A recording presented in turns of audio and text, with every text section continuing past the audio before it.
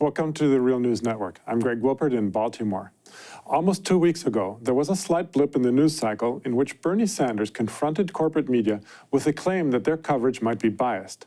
Of course, corporate media outlets have been facing this charge ever since Trump became president, but this time it came from Senator Sanders, who said the following. Anybody here know how much Amazon paid in taxes last year? Yeah. See, and I talk about that all of the time, and then I wonder why the Washington Post, which is owned by Jeff Bezos, who owns Amazon, doesn't write particularly good articles about me. I don't know why. The reaction to Sanders' claim that the Washington Post coverage of him is biased against him generated a wave of pushback. The Washington Post chief editor, Martin Barron, said that Sanders is pushing a conspiracy theory when he suggested that Jeff Bezos interferes with the work of the newspaper. Many other corporate news outlets followed suit, saying that Sanders failed to provide evidence and that he was copying a page from Trump's playbook. Joining me now to discuss the corporate media's role in the 2020 campaign are Jeff Cohen and Norman Solomon. They're co-founders of rootsaction.org. Also, Jeff is founder of the media watchdog group Fairness and Accuracy in Reporting, FAIR, of which Norman is a longtime associate. Thanks for joining us today, Jeff and Norman. Sure. Great to be with you.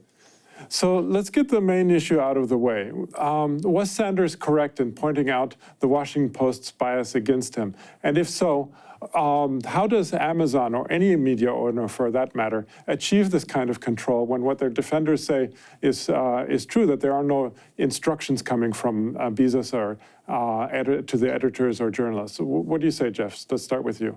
Well, there doesn't have to be a memo from management or ownership, or orders from management or ownership. When I worked at MSNBC in the run-up to the Iraq invasion, there actually were memos, and there were orders that we should bias our coverage in support of the invasion. That's why we were all terminated. That's the exception. The mere presence of this, one of the richest people on earth, Jeff Bezos, as the owner of the Washington Post, his mere presence is enough. And what I love about Bernie Sanders is, in 2015, 2016, he took democratic socialism out of the closet. And from then, especially these last few weeks, Greg, that you're referring to, he's taken this idea of corporate media bias out of the closet. So even the mainstream media has to be discussing it. And, anyone can look at the studies that fair.org has done over the decades to show the homogeneous nature of the coverage. And there isn't always a memo. There doesn't need to be a memo from management. I mean, FAIR showed in the run-up to the Iraq invasion, they did a study of 2 weeks, ABC, CBS, NBC, PBS, 393 people quoted about the invasion. Only 3 represented the anti-war movement. That's less than 1%. There probably wasn't a memo at PBS or ABC or CBS or NBC, but they got that homogenous coverage. FAIR has done studies of how the New York Times and Washington Post covered NAFTA when it was being debated, and they virtually put the critics into the margins. FAIR recently did a study of Venezuela and how you basically can't get into the mainstream media if you think overthrowing a government in Latin America might be a bad idea. So there doesn't need to be a memo. Everyone understands what is off limits and what isn't. I learned that when I was in the mainstream TV news. I mean, think about it. The famous Adam Johnson article in March of 2016, where the Washington Post ran 16 negative stories about Bernie Sanders in 16 hours. Now, if anyone wanted to investigate at the Washington Post the very newsworthy controversies of Amazon and Jeff Bezos, the exploitation of labor, the tax avoidance, the CIA contracts, if they wrote even 3 negative articles in 3 days, their heads would roll, and everyone at Washington Post knows it.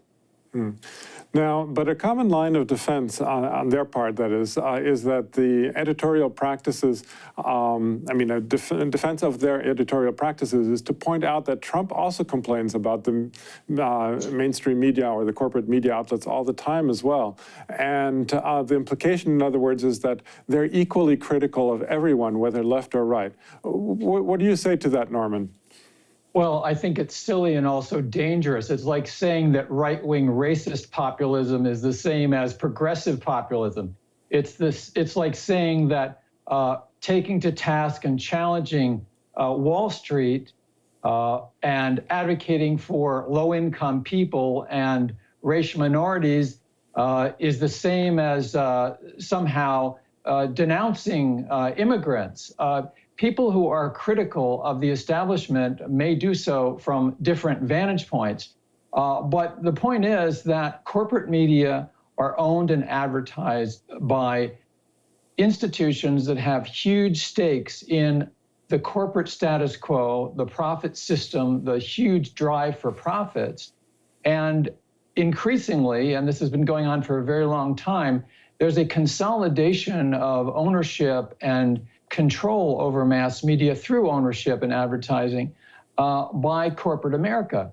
So when you look at a quote that is rarely seen or mentioned by George Orwell, it's quite appropriate for the newsrooms. Orwell wrote, "Circus dogs do somersaults at the crack of a whip, but the really well-trained circus dogs do somersaults when there is no whip."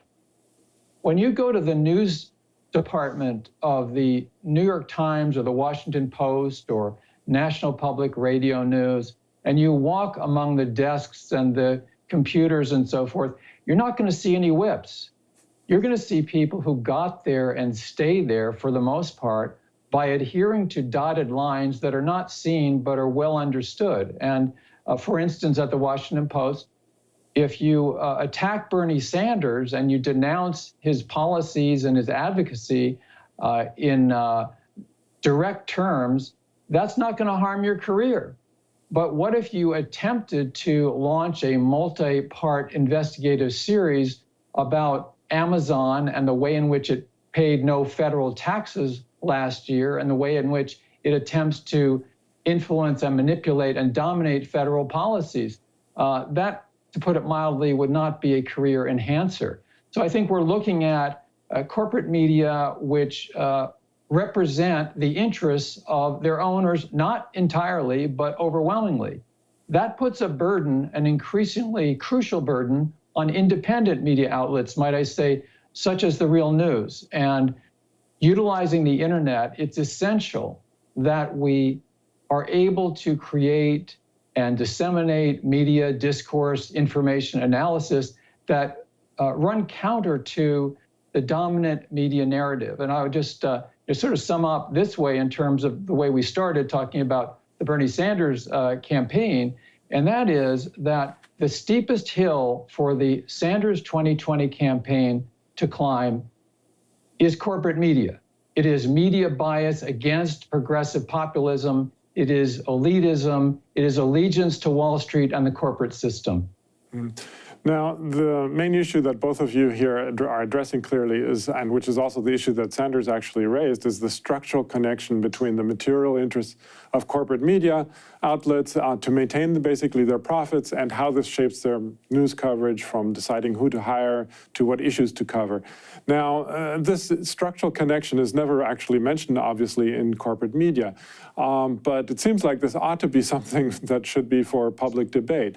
Now, I'm wondering if either one of you, let's start with you, Jeff, have any ideas as to how do we make this an issue of public debate? I mean, Sanders now, I think he started it, but it was quickly quashed, it seems. And I'm just wondering, how can one keep this structural issue in the headline, as a topic of discussion, which is clearly, of course, not the issue that Trump raises when he criticizes the media. Right. I think that Bernie Sanders knows this issue of structure inside out. When he first was elected to Congress, he approached me at FAIR and said, what can we do about corporate media and the concentration of corporate media and the increasing concentration? No member of Congress had ever approached me at FAIR. So Bernie has been at all of the media reform conferences that Norman and I and the Real News that we've all been at. Bernie knows the issue inside and out. His criticism of the media is very informed, and the structure of the media is very informed. We know what we need in this country. It's not rocket science how you get a small d democratic media system. You have to have fully funded public broadcasting. You have to have taxpayer funding going to news outlets, nonprofit news outlets, whether left, right, or center. You need to break up the monopolies. You need to make sure that the broadcast networks, the broadcast channels are not concentrated further and further into corporate hands. I mean, just think about it. You can talk about the structure, what's wrong with the corporate structure, and Bernie Sanders is one of the few politicians that knows this well, in 2 words. And I know it's been covered on the Real News. One word is gatehouse, and the other word is Sinclair. A gatehouse media owned by a fracker, a natural gas investor, has just purchased Gannett, a guy named Wes Edens. He's the biggest owner of newspapers in the country. He swallowed up USA Today and all the big newspapers in Gannett. And where is the Democratic National Convention going to take place next year? In Milwaukee, in the Milwaukee Bucks Arena that Wes Edens is the owner of. That's a gatehouse. That's the newspaper concentration.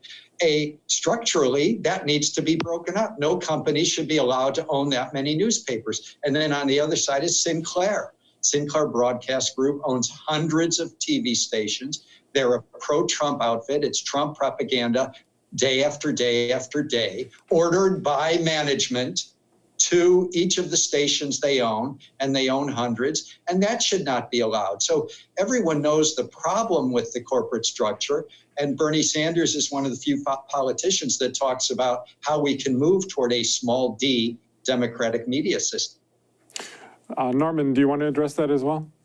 Yeah, I'd add that this is fundamentally a political issue. It's about political power, and the solutions involve political power. 20, 30, 40 years ago, in the media and political discourse, there was this term called antitrust. We rarely hear it anymore, not coincidentally because the corporate owners that have consolidated so much power have done so while rolling back, and their political allies in Congress and the White House, rolling back the very concept of antitrust. You know, Ben Begdickian, former managing editor at the Washington Post, wrote 6 editions of his book, The Media Monopoly. And back, what was it, 30 plus years ago, his first edition documented that 50 corporations controlled through ownership most of the news and information flow in the country. And that was shocking. And by the 6th edition, early in this century, it was down to 6. So we have been acculturated to accept this, and we've got to not only reject it, but fight it. And that means and that's why, again, Bernie Sanders is such a threat, because the movement that he is part of, and that he is the cutting edge for gaining political control for, is fundamentally about breaking up. He's like a trust buster. He's about breaking up these cartels that control through hiring and policies what most Americans see and hear and are able to gain access to every day. And by the way, that includes primarily as well through the internet. You know, the same corporations that are dominating the airways and cable are, for the most part, dominating the internet. So I would say that ultimately these are political solutions that have to be achieved by building movements. And election campaigns are subsets of those movements, but absolutely essential. And the other aspect I'd mention is that what at first seems fringe, according to the mass media, can be made central to political discourse. And so 10, 15 years ago, single payer, now more known as Medicare for All, it was dismissed as not worth debating by the mass media, by Democrats running for president. Green New Deal, again, forced onto the agenda. Gay rights in the last decades, forced onto the agenda. That has to be done about breaking up the media conglomerates and meanwhile, strengthening independent media through genuine public funding that is insulated from corporate political pressure, not the bogus, phony, so-called public broadcasting that we get from programs like All Things Considered and Morning Edition on NPR or the PBS NewsHour and so forth. Actually, that brings me to the next issue I wanted to raise, which is precisely the political aspect of this. That is, the corporate media bias is certainly a problem for progressives who run for public office, but it's especially a problem for them when they run for office where the corporate media covers, such as statewide or national office. But local races are rarely covered, actually, so it's presumably easier for them to challenge the status quo there because they can fly under the radar, I would think. But in terms of running for larger office, I mean, how can they break through this corporate media bias? What are your ideas on that issue, Jeff? Well, I think that the movement to challenge corporate media bias has never been bigger. And if people want to get involved in that movement in an organized way, it's great to write letters to the editor. It's great to make phone calls. Why was no advocate for Medicare for all in your last discussion? It's good to do that as an individual. It's even better to do that collectively. And I encourage people to go and sign up and become an activist at fair.org. They do this corporate media bias challenge day after day. And Roots Action, people should go to rootsaction.org and sign up, especially the Roots Action Education Fund. We've been working with FAIR, and we're challenging media bias in an organized way. I mean, Norman brought up the internet. I mean, think about it. You have so many liberals and even progressives that watch MSNBC and CNN religiously, and they don't know MSNBC is owned by Comcast. CNN is owned by AT&T. AT&T and Comcast are the two corporations working hand in glove with the Trump administration to end net neutrality. And it would make the Real News, Democracy Now!, the Young Turks, it would push them into the slow lane. And you don't hear about it on MSNBC or CNN. They're supposed to be the anti-Trump channels. But when their bosses are in league with Trump's Federal Communications Commission to end an open internet, you can hear about Russian oligarchs week after week, but you don't hear about U.S. oligarchs like the people that own MSNBC at Comcast or the people that own CNN at AT&T. Those are the U.S. oligarchs that are undermining U.S. democracy that you hear so little about unless you watch the Real News and read Common Dreams and Truth Dig and Truth Out, et cetera. Norman, what about you? I mean, I also just want to mention quickly, though, that the Washington Post actually did run one single editorial or op-ed article, I think, by Katrina vanden Heuvel defending Sanders' position on this media bias. And one of the points she makes at the end was that precisely that with the help of the internet, we can maybe break through. And you're questioning that a bit. I mean, one of the things she mentions, of course, is the role of social media. So I just want to get your take on that. Yeah, Katrina vanden Heuvel wrote a great piece last week for the Washington Post about that, and it certainly went against the grain swimming upstream of the dominant messaging that's come through the Post and other corporate media. The internet is an opportunity. The barriers to entry are lower, but Robert McChesney and other scholars have pointed out that there has been really an unprecedented pace of the consolidation of big money corporate power over the internet. There's really no precedent for how fast the huge corporations have dominated this technology that we're utilizing right now. Now, sure, that lower barrier to entry of setting up a website and so forth is very important, and progressives, as well as the right wing, have used the internet to good advantage. That doesn't change the fact, though, that if you take a big picture look, it's dominated by corporate America. You know, what it reminds me of is if you went from your home to work every day and you went past some organic gardens every day and you said, oh, wow, that's agriculture these days, because that's my usual route. I see all these organic gardens. Well, if you only go to certain websites and they're progressive websites, you might think that that is the essence or the main or a huge chunk, a significant chunk of the internet. It's really not proportionally very much of the internet. So the same propaganda systems that are dominating print and broadcast and cable, when you look at it from a macro standpoint, they are dominating the internet. And that's not to be defeatist. On the contrary, it's to say that we need to do a stronger job, a better job of organizing through the internet and on the ground. And that brings me to a point that you raised a couple of minutes ago, Greg. Certainly, on the ground work in local races gives you more potential with less money. If you're running for city council, if you're running for a county commission, you can go door to door, you can make up for a financial deficit or a lack of corporate media allies with on the ground, with shoe leather, with reaching out to people.